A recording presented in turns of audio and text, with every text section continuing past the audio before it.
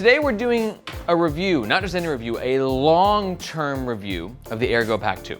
This has been one of my most used bags of the past 3 years. I've taken it all around the world with me to Vietnam, Korea, Thailand, USA, where I live in Hong Kong, and everywhere in between. And in this video, I'm gonna let you know how it's held up. I'm gonna give you my honest pros and my cons. I'm gonna show you how I pack it out. And if you're not quite sold this is the bag for you, you're gonna wanna stick around to the end of the video, because I've tested 500 of the world's best bags, so if this is not really your cup of tea, I can make some alternative suggestions for bags that might better suit your needs. Let's talk about the gist of the Aer Go Pack 2. I just realized like a couple days ago, I had never actually done a review of this bag before. What we did was when this bag came out, it came out with the Aer Go collection. We did a kind of like brief review in one video of all the bags in that collection, and then that was it. And I was thinking about all the products that I love, like truly deeply love.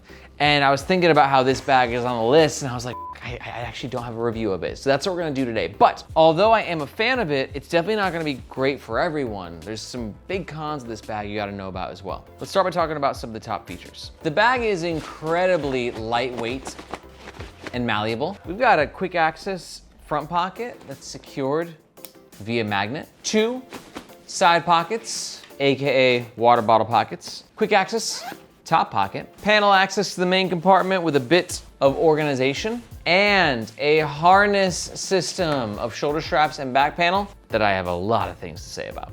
The Go Pack 2 currently comes in 3 color options. Now this bag is advertised as 20 liters capacity, so we're gonna double check that volume and measure the official dimensions. All right, so for the dimensions, we got a height of around 16 inches, width of around 12, and a fully packed out depth of around 10 inches. For this volume test, we didn't fill out the front, the side pockets, or this pocket here, just the main compartment. And as you can see for the main compartment, we're at 5, 10, 15, 20 liters volume on the dot, which means if you include the front pocket, the water bottle pockets, and the top pocket, you know, you're looking at 23 liters capacity on this bag, no problem. As any day bag should be, this bad boy is super lightweight, clocking in at 1.3 pounds, which is a great weight for a 20-liter bag. This is the bag when it's empty. This is the bag when it's fully packed out and worn on the Nomads Nation squad. I'm 5'8", and our media manager, Margaret, is 5'2". And don't worry, I'm gonna pack out the bag throughout the entire review so you can see exactly what it fits. All Aer bags are protected by their lifetime warranty against manufacturing defects. And for all that, the Aer Go Pack 2 runs around 105 USD. And if at any point in this review, my experience with this bag inspires you to make a purchase of your own, or you want to find out more information, we highly suggest doing so using the first link in the description below. Reason being, that link makes sure that you get the best price, and we oftentimes have discount codes. But that link also helps to support the Nomads Nation YouTube channel and team, so we keep making the best bag reviews on the web. Thank you very much. Okay, let's talk about the front of the Aer Go Pack 2. Starting with the aesthetic, and I think it's actually one of my favorite parts about this bag is that, you think about the use case. It's a day pack. You can use it in your EDC if you want, right? But it's marketed as a bag that can compress, shove it into your bigger bag or your suitcase. Then when you get to your destination, boom, you have your new EDC or day pack. A lot of day packs look very hikery, very wrinkly, just kind of But I think the Aer Go Pack 2 brings something to the table as to where it has a nice aesthetic to it. As to where oftentimes when I'm traveling, and using this bag in particular, is when I go to Vietnam for business, right? And I'm going to business dinners and like meetings and stuff. And if I'm rocking this bag, I feel okay. But it's also not too attention grabbing.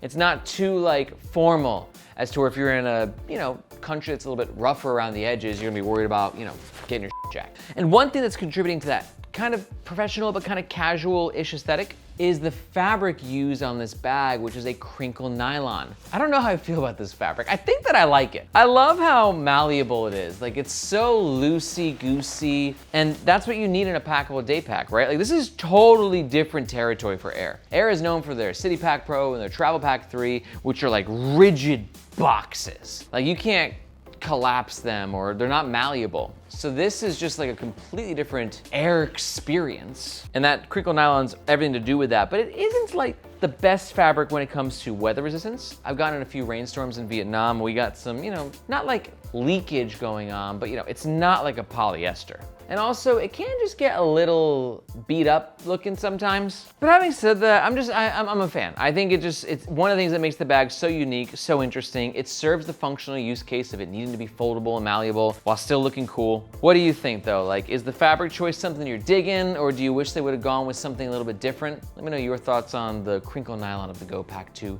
in the comments below. Aer's branding, subtle. Love this. But let's talk about something that not everybody's going to love, but that I love, but that you might not, which is this front pocket right here, which I'm gonna be honest, adore. Like, I love this pocket so much. I use it on my travels all the time. And it's great because of its access, but also versatility. The access just being like right here, it's super easy to grab whatever you put in there. But also like you can just use it to throw your wallet in real fast if you want. Or for me, it's always been the go-to spot for my over-the-ear Sony XM-H5 headphones. You can see they fit perfectly. Or you can even fit something bulkier, like you can squeeze a sweater in there as well. I gotta say too, this is also a great travel companion, like not when you get to your destination, but like just being on an airplane. Like sometimes I'll have like a big ass 35-liter travel backpack when I'm going to Vietnam. And Vietjet, God bless their hearts, sometimes they don't weigh it, but sometimes they do.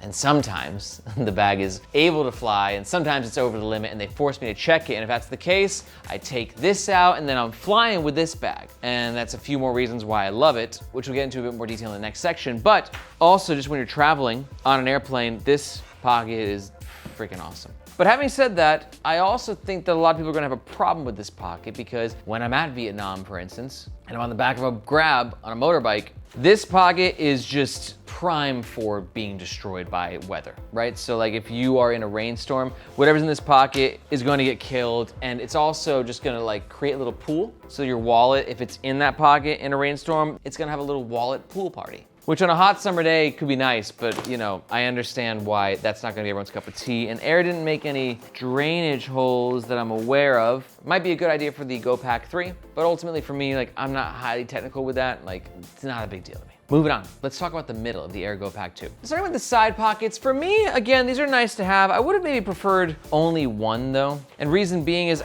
the opening can be a little restrictive sometimes. So if we had one pocket here and then this zipper ran all the way down, that would have given us a nice 3/4 opening. I rarely find myself in a situation where I need 2 exterior pockets, but if that's your cup of tea, if that's your jam, then be sure to stick around for our water bottle capacity test, which will happen in about 2 minutes and 20 seconds. Main compartment, we got a bit of organization. There's some lining pockets on this part, zippered mesh pocket here, and then a sleeve at the back. And this sleeve for me is one of the biggest reasons why I adore this backpack, because it's one of the few packable backpacks that has a designated tech sleeve. Now, it's not the best tech sleeve, right? It's not like you're bringing out like a friggin', you know, the Aer Pack Pro 2, which is an incredible tech compartment. But if you do have your 60-inch MacBook Pro, or a 3D cutout of it, it's gonna have its own slot. Now, there's no real padding. You got some padding a little on this back panel, right? But there's no false bottom, really. There's actually a little false bottom. Yeah, we got a little falsage happening, but like the emphasis being, it's not the greatest tech protection that a backpack's gonna give your laptop, but it is one of the best laptop solutions out there for packable day packs. Do you get what I'm saying? Like for instance, I've been carrying this handy dandy 13-inch MacBook Pro around in this bag for years. I've had this thing for like 5 years, maybe longer. This bag for 3 years, taking it all around the world. It fits. It's certainly something that I'm cautious of. I'm not as rambunctious about throwing my bag around my laptop in it that I might be with like, I don't know, a modern day Fair or an Aer or a Firo bag. But if like laptop security is of the utmost importance to you, definitely gonna wanna double wrap it. I recommend putting your laptop in a sleeve and then putting that sleeve in the tech sleeve. For me, I just think to myself, well, if the laptop breaks, it's an excuse to upgrade to an Aer, because I really want a MacBook 15-inch Aer. I think it's a 15-inch. So that's why I haven't, but you probably should, just to be better safe than sorry. Now for this pocket, love it. This mesh is beautiful. It's stretchy. It's got a nice elasticity and silky feel to it. It's a great spot for all your smaller bits of gear, right? And even heavy stuff like your Infinicore laptop charger, phone battery, throw a protein bar in there, and you could even fit a small tripod as well. That's what this fabric allows you to do, is where it stretches so you can fit bulkier bits of gear in there. Love that pocket. I'll be honest though, don't love these pockets. Don't think I've ever used them. That's where the access issue is with this bag, and it's so malleable that it's actually quite flimsy, right? So like getting into these pockets and being able to actually use them, I never do. I think these pockets are a waste of time and money. But just on that note, some people I know use the Aer Go Pack 2 as their EDC bag, and this is where I think you need to be careful, because I won't wear this as my EDC bag. This is not a good EDC bag for me. This is a good day pack bag for me. And I know that we're spoiled that we're separating these two things, but if you got the disposable income and you're looking for different bags that can properly suit each use case, that flimsiness is gonna be a problem for me, right? I think about the Air City Pack Pro, which I recently reviewed. They have structure and they have the ability to stand straight, and to pockets like that would be so much easier to use in a more modern EDC. So if I was using this for some traveling, I'd throw my tech pouch at the bottom. This main compartment is so spacious, it can fit so much stuff. As we tested, it's a 20-liter bag, but the main compartment itself was 20 liters, easy. Unbound merino hoodie at the bottom, travel pillow at the top, throw a book in there as well. That's the main compartment.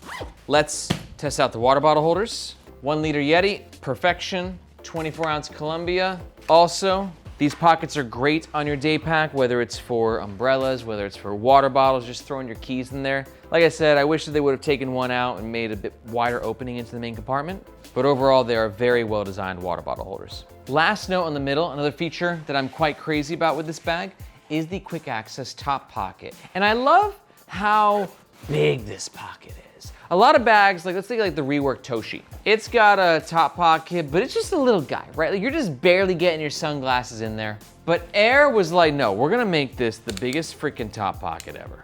And we're at over 10 inches. This thing is huge. And whether you're traveling at the airport or you're in a new destination, you're probably not in your groove.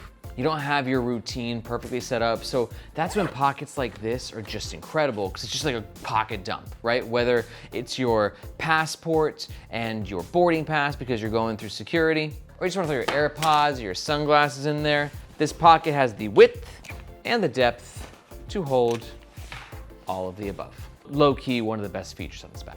And real fast, before we jump into the next section, I gotta tell you that if you're really enjoying this review, then you might be happy to find out that here at Nomads Nation, we don't just do gear reviews on the YouTube channel, but we also have the Nomads Nation newsletter. And in that newsletter, you can look at me like your reporter in the field, where I'm coming straight to your inbox and letting you know about all the best travel and EDC gear that's coming out. The bread and butter of the newsletter is our newest drops, but I'm also showing you limited edition releases, giving you access to our discount codes, giveaways, and showing you what's happening in regards to industry trends. If you love bags and traveling and everyday carry lifestyle, there is no better newsletter in the world, I guarantee it. And to sign up, you just gotta find this globe emoji in the description below. Hope to see you in your inbox. Let's talk about the back of the Aer Go Pack 2. Top handle, tight, gets the job done. I'm not somebody who loses sleep over top handles, but this is great because it's easy to grab and it's very, very hangable as well. I've never paired this bag with a suitcase, but I imagine it's a great suitcase companion. Luggage pass-through is great. Because of the malleableness of the bag, it's not really pulling on the luggage pass-through holder, so you don't feel like it's gonna pop out. And even if it was insanely packed out, it's well stitched.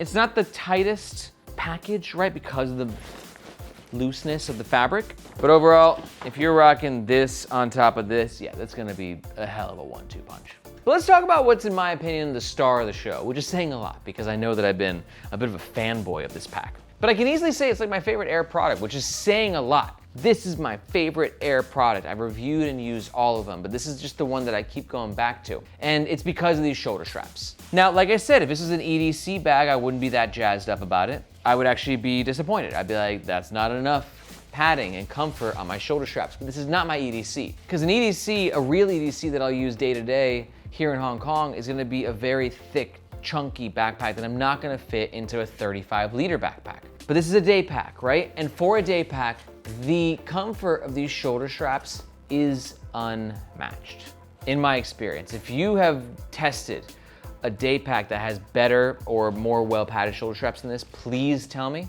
the Aer Go Pack 2 reigns supreme. We've got really nice padding here, a little bit of bounce, and look at this. We've got this cheap nylon webbing at the top of the shoulder straps. That just helps to really give it a lot of maneuverability. There's no sternum strap, which would have been nice. I'm getting a little picky right now, right?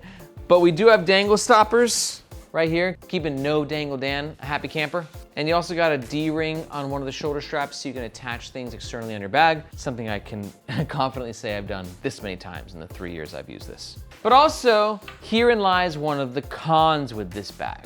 And the con being, this bag thick. That's kind of atypical for a day pack, right? Because the whole point is to compress it and to get it into as small or as foldable of a package as you can, so it's taking as little space in your main backpack or suitcase as possible. And with all this padding, back padding, shoulder padding, you're getting immense extreme comfort. But this thing doesn't pack up very small. It's gonna take up a lot of real estate in your bag. Like a shocking amount. Like, like for me, I'll be packing my 30 liter and I'll leave like a little spot, where I'm like, okay, cool, just slide my Go Pack 2 in there, and then I'm like, I can't get it in sometimes. So the thickness and the chonkiness of this is both its blessing and its curse, as to where it's a blessing because it's the most comfortable day pack I've ever tested in my life, and it's a curse because it's the thickest, chunkiest day pack I've ever tested in my life, and it takes a lot of space in the main compartment. For me though, I still always end up packing it because I've learned that if I try to use something like the Matador Refraction, let's say, I brought that on a trip once or twice, definitely actually just once, and it can fold up so much smaller and take up so much less space, and I hated using it. The shoulder straps are thinner, there's no back padding, right? This back padding is really great because like things aren't stabbing you in the kidneys, like prison shanking you from behind.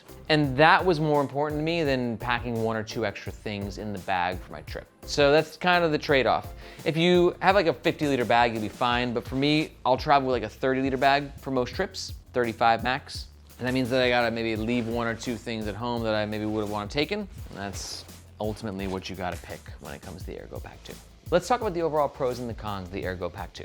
Pro number 1 is gonna be its professional and versatile aesthetic. Pro number 2 is just how awesome this top pocket is. But pro number 3, the star of the show, is going to be just how comfortable it is for a day pack. But on the con side, that's gonna be con number 1 is that comfort makes it very, very thick and significantly less packable. Con number 2 is gonna be kind of limited access to the main compartment. And con number 3 is, while I personally love this front pocket, for some people it might be a bit of a compromise as it's not the most weather resistant, and you can definitely like lose things. If this bag falls over, your AirPods might go like all Toy Story on you and like have their own little adventure. But if you're like me and those cons are acceptable for what is just a masterpiece of a day pack and product, and you're gonna make a purchase or you wanna find out more information, just a reminder that we recommend doing so with the first link in the description, just because that makes sure you get the best price, and if we have any discount codes, that's what it'll be. But if you're not quite sold on this packable day pack, let me give you a couple of alternatives that might better suit your needs. First up, if you're new to the channel, I highly suggest watching our Nomads Nation leaderboard video.